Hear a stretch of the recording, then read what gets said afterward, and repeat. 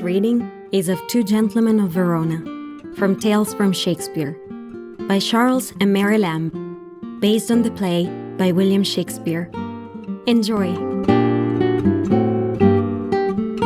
There lived, in the city of Verona, two young gentlemen, whose names were Valentine and Proteus, between whom a firm and uninterrupted friendship had long subsided. They pursued their studies together, and their hours of leisure were always passed in each other's company, except when Proteus visited a lady he was in love with. And these visits to his mistress, and this passion of Proteus for the fair Julia, were the only topics on which these two friends disagreed.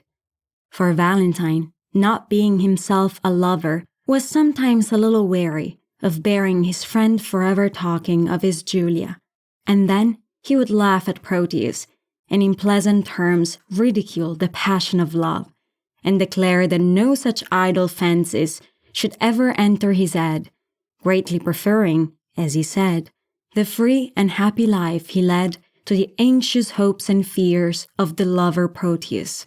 One morning, Valentine came to Proteus to tell him that they must for a time be separated, for he was going to Milan. Proteus, unwilling to part with his friend, used many arguments to prevail upon Valentine not to leave him. But Valentine said, "Cease to persuade me, my loving Proteus. I will not, like a sluggard, wear out my youth in idleness at home. Home-keeping youths have ever homely wits. If your affection were not chained to the sweet glances of your honored Julia, I would entreat you to accompany me, to see the wonders of the world abroad. But since you are a lover, love on still, and may your love be prosperous."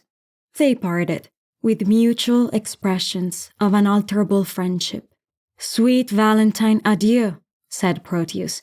"Think on me when you see some rare object worthy of notice in your travels, and wish me partaker of your happiness." Valentine began his journey that same day toward Milan, and when his friend had left him, Proteus sat down to write a letter to Julia, which he gave to her maid Lussiana to deliver to her mistress. Julia loved Proteus as well as he did her, but she was a lady of a noble spirit, and she thought it did not become her maiden dignity too easily to be won.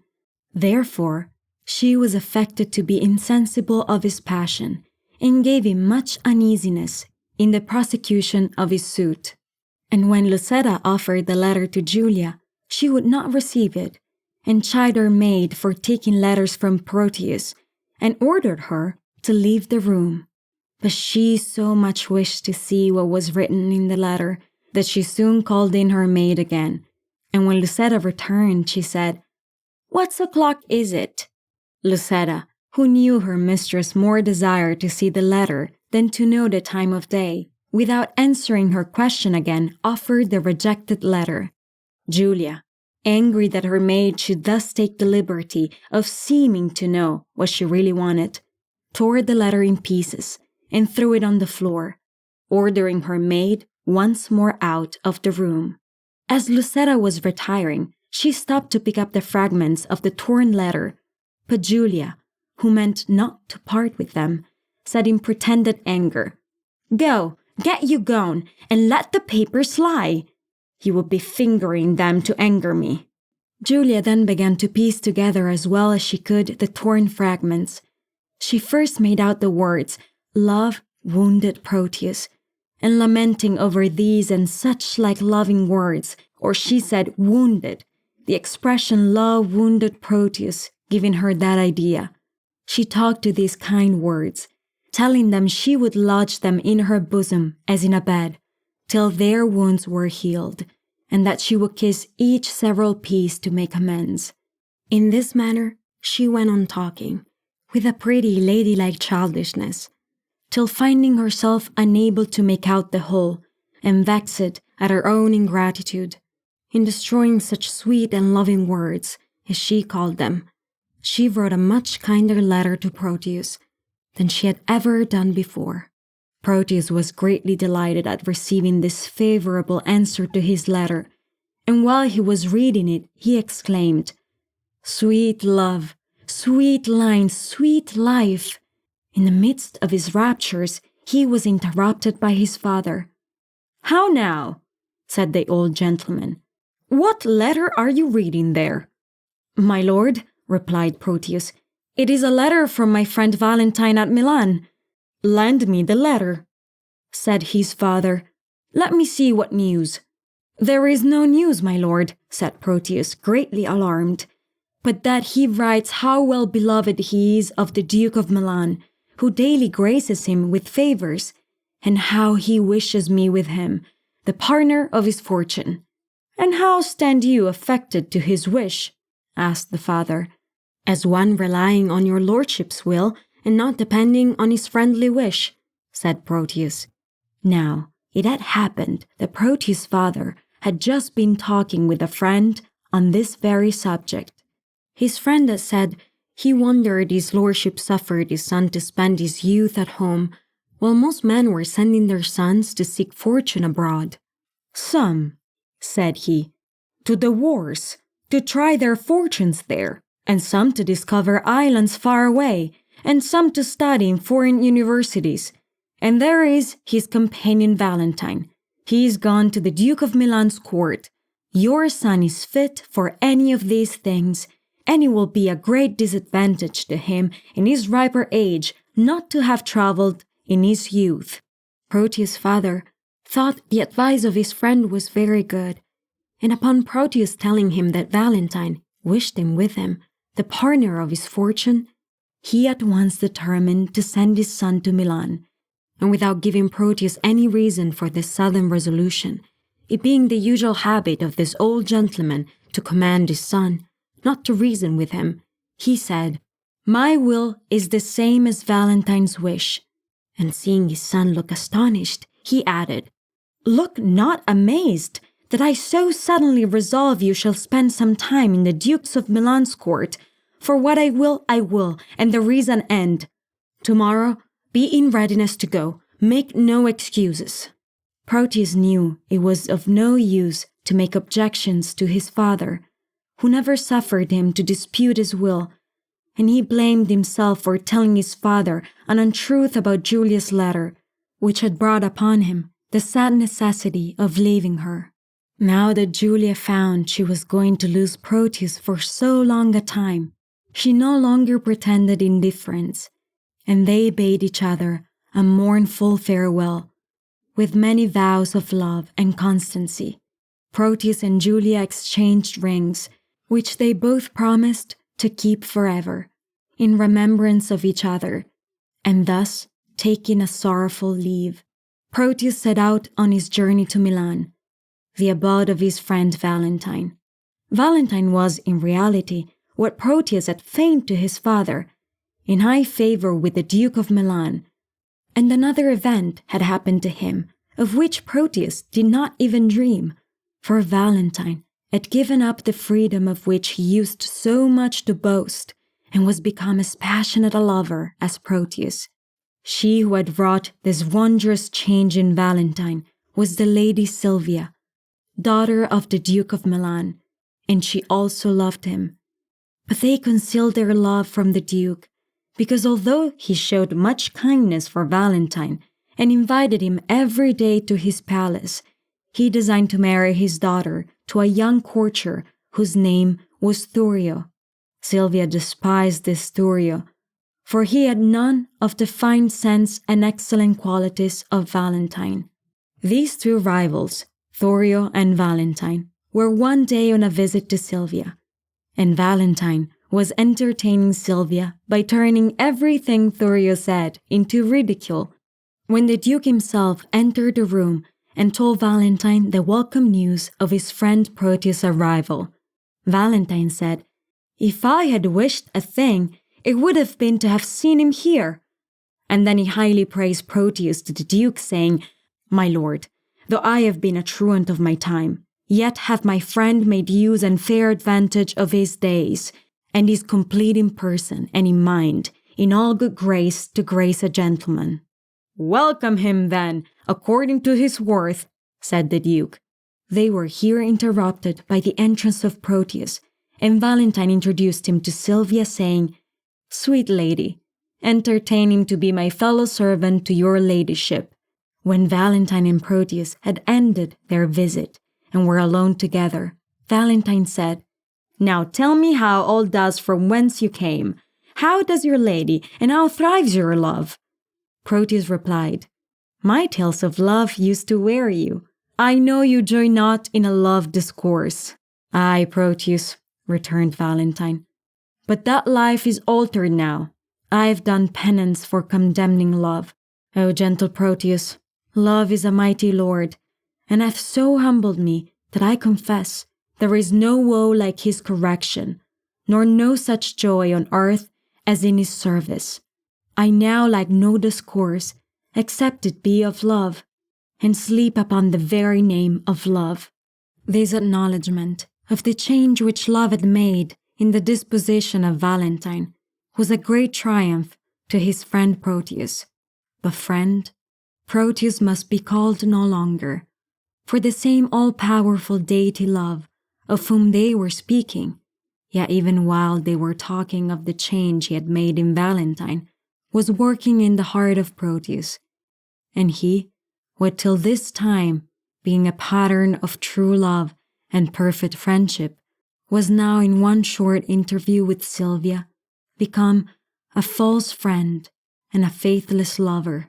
For at the first sight of Sylvia, all his love for Julia vanished away like a dream, nor did his long friendship for Valentine deter him from endeavoring to supplant him in her affections. Valentine told him in confidence the whole story of his love, and how carefully they had concealed it from the Duke, her father, and told him that, sure he will never obtain his consent, he had prevailed upon Sylvia to leave her father's palace that night and go with him to Mantua. Then he showed Proteus a ladder of ropes, by help of which he meant to assist Sylvia to get out of one of the windows of the palace after it was dark. Upon hearing this unfaithful recital of his friend's dearest secrets, it is hardly possible to be believed, but so it was, that Proteus resolved to go to the Duke and disclose the whole to him. The false friend began his tale with many artful speeches to the Duke, such as that by the laws of friendship he ought to conceal what he was going to reveal, but that the gracious favor the Duke had showed him urged him to speak. He then told all he had heard from Valentine, not admitting the ladder of ropes and the manner in which Valentine meant to conceal them under a long cloak. The Duke thought Proteus quite a miracle of integrity, since he preferred telling his friend's intention rather than concealing an unjust action, promised him not to let Valentine know from whom he had learned this intelligence, but by some artifice to make Valentine betray the secret himself. For this purpose, the Duke awaited the coming of Valentine in the evening, whom he soon saw hurrying toward the palace, and he perceived something was wrapped within his cloak, which he concluded was the rope ladder. The Duke, upon this, stopped him, saying, "Whither away so fast, Valentine?" "May it please your grace," said Valentine, "there is a messenger that stays to bear my letters to my friends, and I am going to deliver them." Now this falsehood of Valentine's had no better success in the event than the untruth Proteus told his father. "Be they of much import?" said the Duke. "No more, my lord," said Valentine, "than to tell my father that I am well and happy at your grace's court."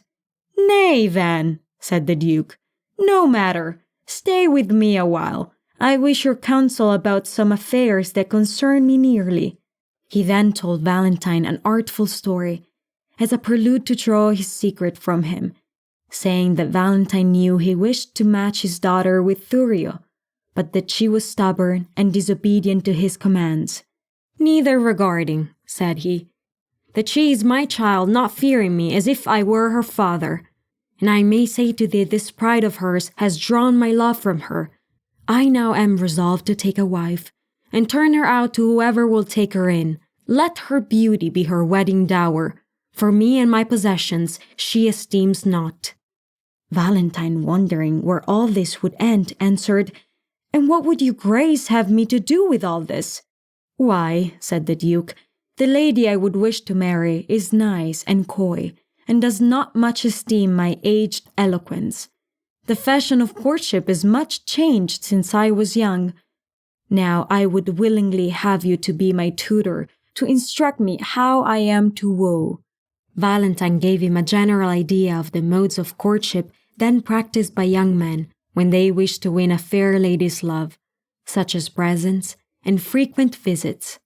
The Duke replied to this that the lady did refuse a present which he had sent her, and that she was so strictly kept by her father that no man might have access to her by day.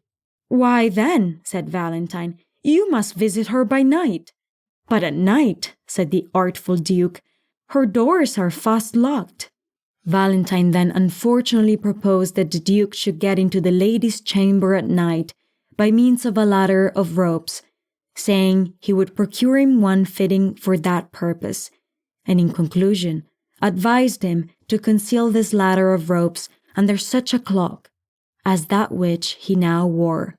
"Lend me your cloak," said the Duke, who had feigned this long story on purpose to have a pretence to get off the cloak. So upon saying these words, he caught hold of Valentine's cloak, and throwing it back, he discovered not only the ladder of ropes, but also the letter of Silvia's, which he instantly opened and read, and this letter contained a full account of their intended elopement.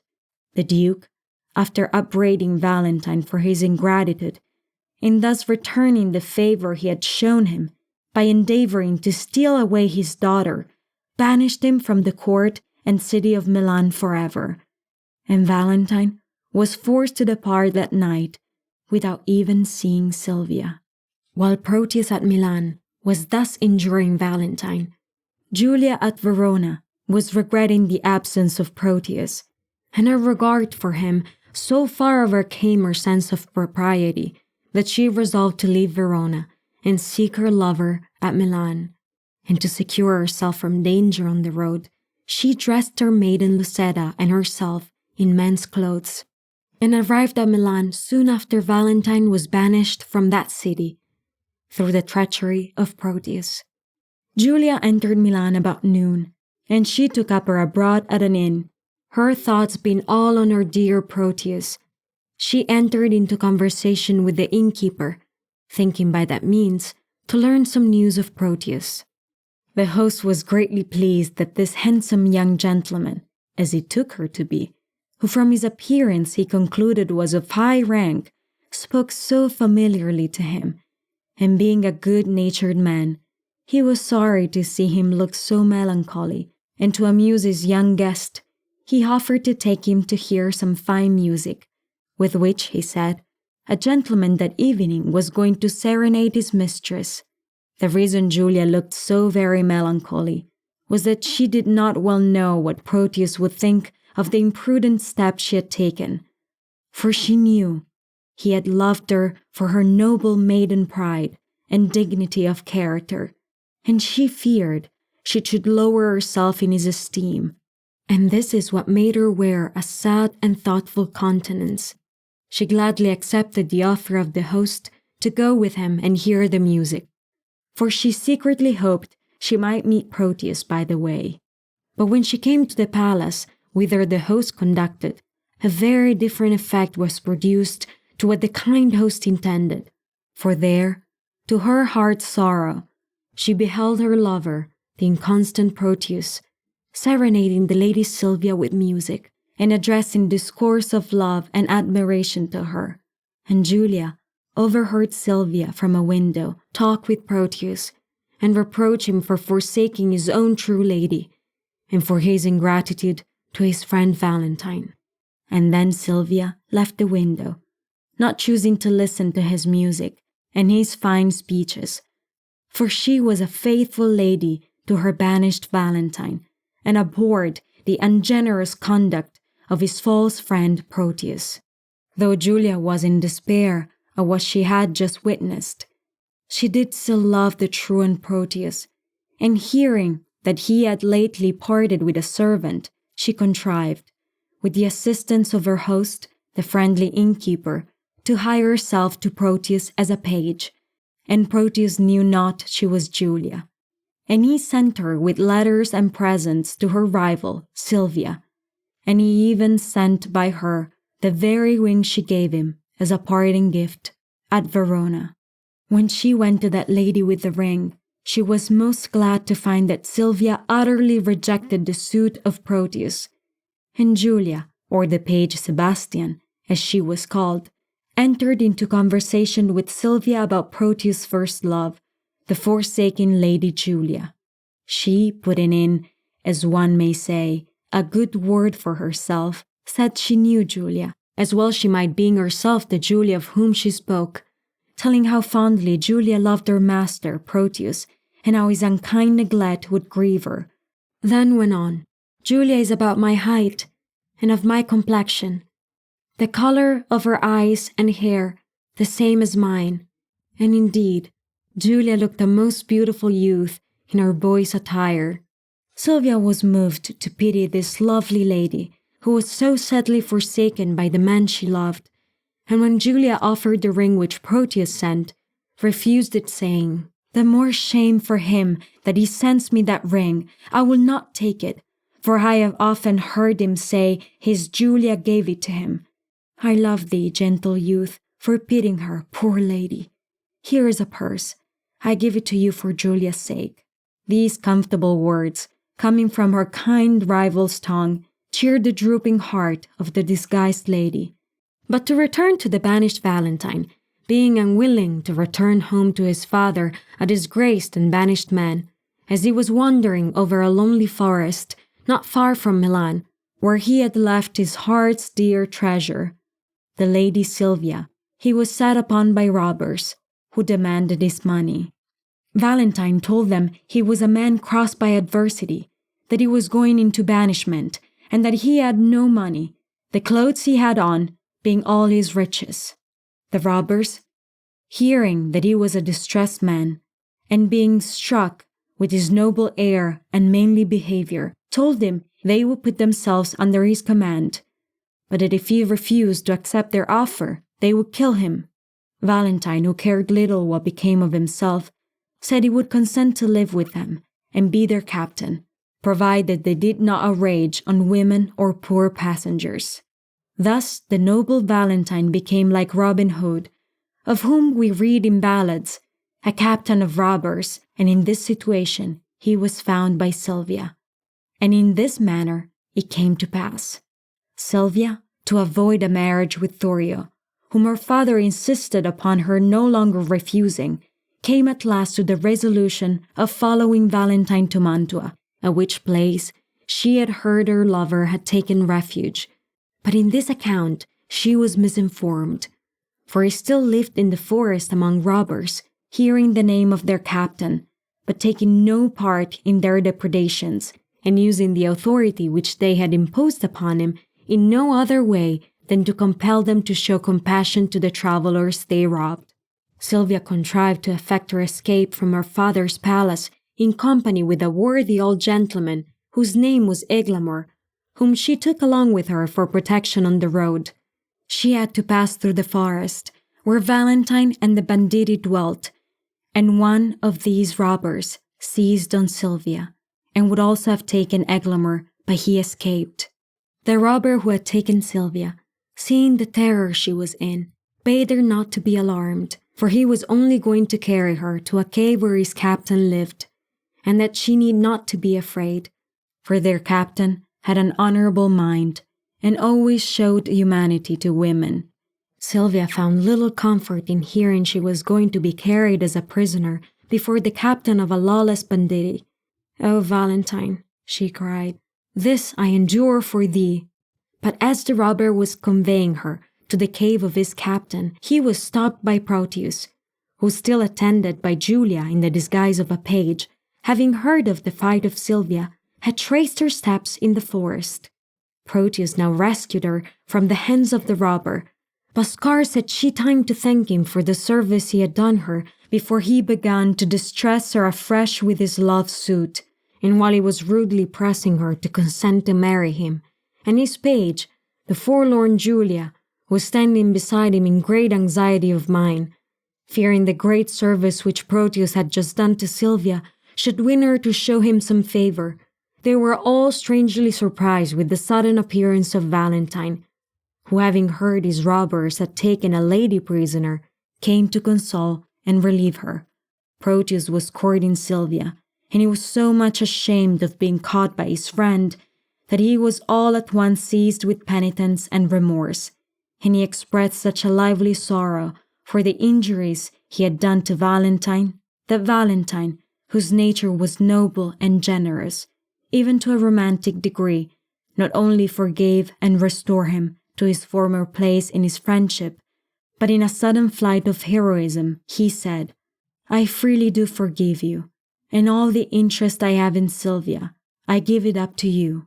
Julia, who was standing beside her master as a page, hearing this strange offer and fearing Proteus would not be able, with his newfound virtue, to refuse Sylvia, fainted, and they were all employed in recovering her. Else would Sylvia have been offended at being thus made over to Proteus. When Julia recovered from the faint fit, she said, "I had forgot my master ordered me to deliver this ring to Sylvia." Proteus, looking upon the ring, saw that it was the one he gave to Julia in return for that which he received from her, and which he had sent by the supposed page to Sylvia. "How is this?" said he. "This is Julia's ring. How came you by it, boy?" Julia answered, "Julia herself did give it me, and Julia herself hath brought it hither." Proteus, now looking earnestly upon her, plainly perceived that the page Sebastian was no other than the Lady Julia herself, and the proof she had given of her constancy and true love so wrought in him that his love for her returned into his heart, and he took again his own dear lady, and joyfully resigned all pretensions to the Lady Sylvia to Valentine, who had so well deserved her. Proteus and Valentine were expressing their happiness in their reconciliation, and in the love of their faithful ladies, when they were surprised with the sight of the Duke of Milan and Thurio, who came there in pursuit of Sylvia. Thurio first approached and attempted to seize Sylvia, saying, "Sylvia is mine." Upon this, Valentine said to him in a very spirited manner, "Thurio, keep back. If once again you say that Sylvia is yours, you shall embrace your death. Here she stands. Take but possession of her with a touch. I dare you but to breathe upon my love." Hearing this threat, Thurio drew back and said he cared not for her, and that none but a fool would fight for a girl who loved him not. The Duke, who was a very brave man himself, said now in great anger, "The more base and degenerate in you to take such means for her as you have done and leave her on such slight conditions." Then turning to Valentine, he said, "I do applaud your spirit, Valentine, and think you worthy of an empress's love. You shall have Sylvia, for you have well deserved her." Valentine then, with great humility, kissed the Duke's hand and accepted the noble present which he had made him of his daughter, taking occasion of this joyful minute to entreat the good Duke to pardon the thieves with whom he had associated in the forest, assuring him that when reformed and restored to society, there will be found among them many good and fit for great employment, for the most of them have been banished like Valentine for state offences, rather than for any black crimes they had been guilty of. To this the ready Duke consented, and now nothing remained but that Proteus, the false friend, was ordained, by way of penance for his love-prompted faults, to be present at the recital of the whole story of his loves and falsehoods before the Duke, and the shame of the recital, to his awakened conscience, was sufficient punishment, which being done, the lovers, all four, returned back to Milan, and their nuptials were solemnized in the presence of the Duke, with high triumphs and feasting.